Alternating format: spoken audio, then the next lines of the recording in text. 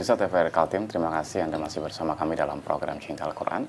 Tadi kita sudah membahas dari sisi kandungan, surah Al-Isra ayat 1 hingga ayat 3. Dan kali ini kita akan membahas tentang hukum bacaan tajwid di dalam surah Al-Isra ayat 1 hingga ayat 3 bersama salah satu pengajar di Ma'had Tahfiz Al-Firdaus, yaitu Ustazah Maulida Nur Aziza bersama para santriwati beliau. Kita sapa dulu Ustazah Maulida. Assalamualaikum Ustazah. Waalaikumsalam warahmatullahi wabarakatuh. Ustazah, langsung saja nih, bisa jelaskan tentang hukum bacaan tajwid di dalam surah Al-Isra ayat 1 hingga ayat 3 ini seperti apa nih? Oke. Jadi langsung saja, bismillahirrahmanirrahim. Jadi ini adalah subhanalladzi asra. Nah, alladzi asra ini adalah merupakan bacaan mad jaiz munfasil ya. Kenapa mad jaiz munfasil? Karena ada salah satu huruf mad bertemu dengan alif atau hamzah. Makanya jadinya mad jaiz munfasil. Dan ini dibacanya panjang 2, 4 sampai 5 harokat ya. Dan ini asra bi abdihi.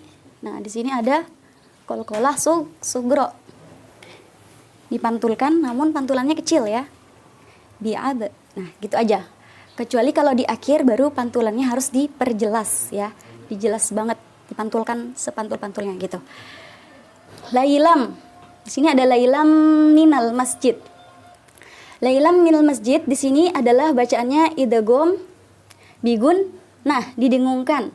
Nah, di sini ada tasjid dan fathah ten bertemu dalam satu kalimat, makanya dia didengungkan 2 harokat. Lailam gitu, didengungkan ya. Minal masjidil haram. Nah, haram di sini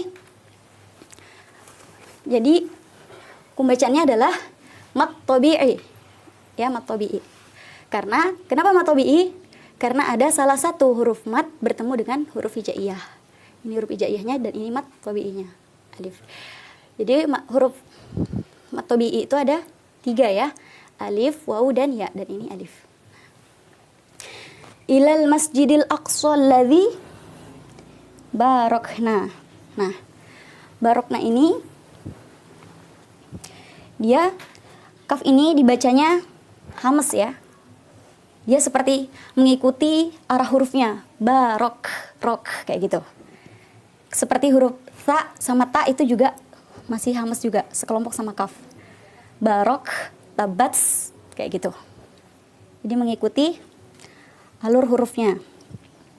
Di sini ada haulahu linuriyahu. Haulahu linuriyahu. Ini hukum bacaannya adalah mad silah qasirah.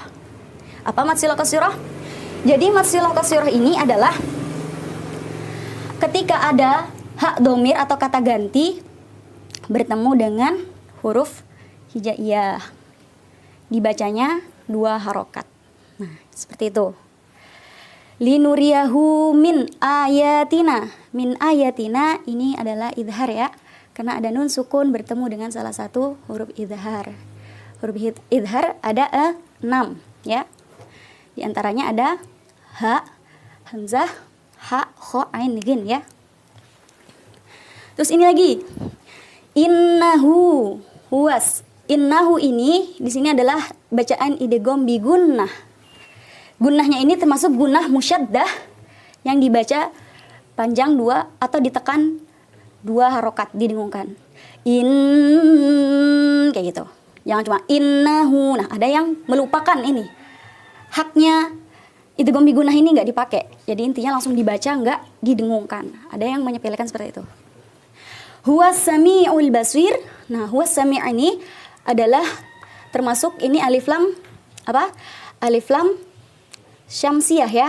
Karena dia ditandai dengan tasjid dan tidak terbaca alif lamnya. Langsung huwas sami'. Basir. Basir ini termasuk mat arid lis sukun. Apa mat arid lis sukun? Jadi mat arid lis sukun adalah ketika ada huruf mat berada di akhir yang dibaca wakof, basir, dan bacaannya pun tarkik ya, tipis. Gak boleh basir gitu, ditekan tebal nggak, tapi basir, basir, tipis. Wa ataina Musal kitab. Nah, wa ataina ini sama ya, masih mad tabi'i juga karena ada huruf hijaiyah bertemu dengan huruf mad. Panjangnya masih sama, 2 harokat.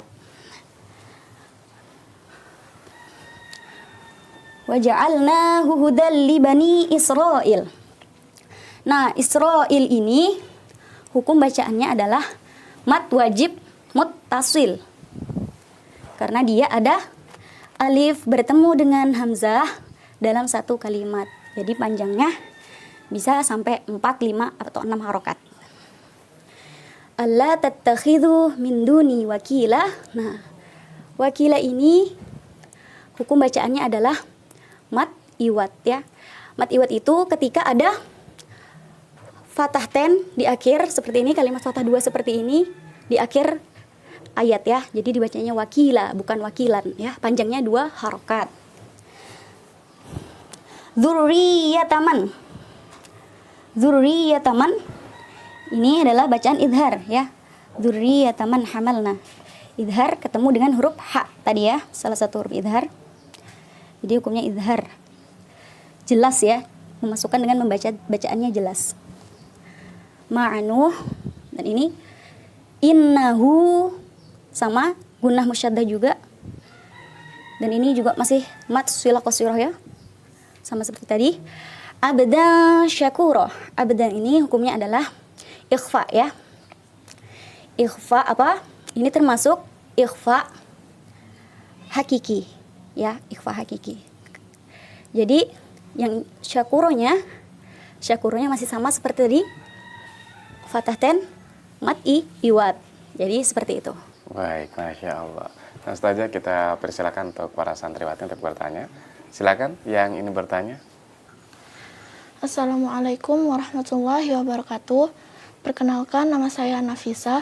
Ustazah, saya ingin bertanya, apa perbedaan mad jaiz munfasil dan mad wajib muttasil?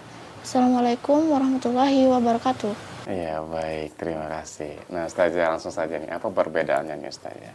Jadi mad jaiz munfasil dengan mad wajib muttasil memang sama ya. Namanya mirip tapi beda ya.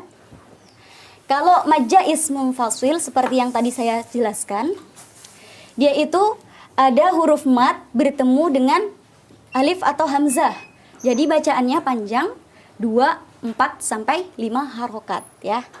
Tapi kalau mad wajib muttasil itu dia huruf mad bertemu dengan huruf yang lain, huruf hijaiyah tapi bukan alif dan hamzah ya. Selainnya itu mad wajib muttasil, panjangnya malah lebih panjang mad wajib tadi. Dia bisa 4, 5 sampai 6 harokat kalau dia berada di waqaf. Kalau berada di waqaf itu contohnya kayak mim ba'di ma jaa. Nah, kayak gitu tuh kan panjang ya. Bisa sampai 5 harokat atau sampai 6 paling panjangnya ya. Kayak gitu. Oke, baik Ustazah. Kita persilakan kembali untuk yang ingin bertanya, silakan. Assalamualaikum warahmatullahi wabarakatuh. Ustazah, saya ingin bertanya, apa perbedaan ifa syafawi dan ifa hakiki? Assalamualaikum warahmatullahi wabarakatuh.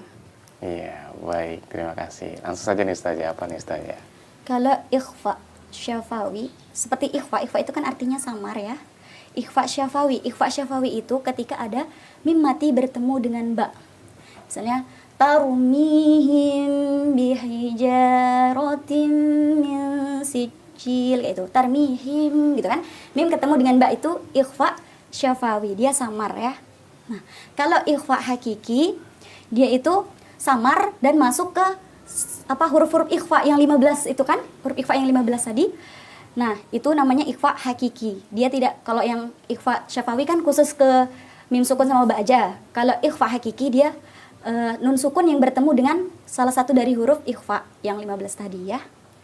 Ini seperti itu. Oke. Nah, Ustazah, saya ingin bertanya juga nih. Ini kan ayatnya termasuk panjang nih Ustazah ya.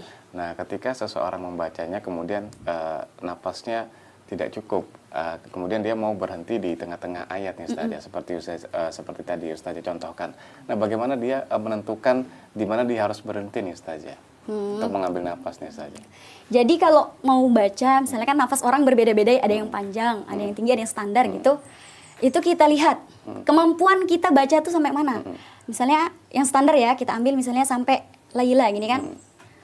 Mas apa bi abdihi laila. Nah, itu kita lihat kira-kira yang pantas buat berhenti di mana. Nah, kalau berhentinya kan subhanalladzi asra bi abdihi lail. Nah, kan gak bagus karena tidak sesuai dengan ketentuan tajwid. Nah, jadi harus sesuai tetap. Mau berhenti dimanapun asal nggak memutus kayak kalimat terus itu tetap hukum tajwidnya nggak berubah, itu tetap bisa ya. Minal masjid nih, artinya kan dari masjid. Kalau kita lailam min, dari mana gitu kan, malaikat juga bingung nyatetnya ini dari mana, nggak jelas gitu. Jadi minal masjid, dari masjid. Nah gitu nggak apa-apa. Jadi seperti itu. Iya, baik. Terima kasih Ustazah Maulidah. Nah sedikit nih Ustazah, kesimpulan pada pertemuan kita nih apa nih Ustazah? Jadi kesimpulan pada pertemuan kita hari ini, ya semoga dengan sedikit ilmu tajwid yang kita belajari hari ini, semua umat muslim tentunya, yang belajar Al-Quran, yang membaca Al-Quran lebih semangat lagi untuk mengkaji lagi ilmu tajwidnya, makhorijul hurufnya, tafsirnya, nuzul Qur'annya itu dikaji lagi ya. Jadi nggak sekedar bisa baca aja, tahu juga oh ini nih bacaannya ini tajwidnya ini. Terus apalagi kalau kita bisa tahu ilmu-ilmu nahwu sorofnya, kayak misalnya oh ini nih kalimat fi'il, ini kalimat isim, ini alat, ini nahwu. Nah itu pasti kita lebih punya kebanggaan tersendiri gitu. Wah aku bisa bisa lebih dari yang lain karena memahami Al-Quran benar-benar paham gitu. Iya, baik. Terima kasih Ustazah Maulidah. Nah, pemirsa TVRI Kaltim, berakhir sudah kebersamaan kita dalam program Cinta Al-Quran kali ini dalam membahas surah Al-Isra ayat 1 hingga ayat 3. Kita sudah membahasnya dari sisi hukum kandungan dan juga dari sisi tajwid. Semoga ini bisa menambah kecintaan kita kepada Al-Quran dan terus benar-benar mempelajari dan mengamalkan dalam kehidupan kita sehari-hari. Sampai jumpa pada program Cinta Al-Quran berikutnya. Assalamualaikum warahmatullahi wabarakatuh. Waalaikumsalam.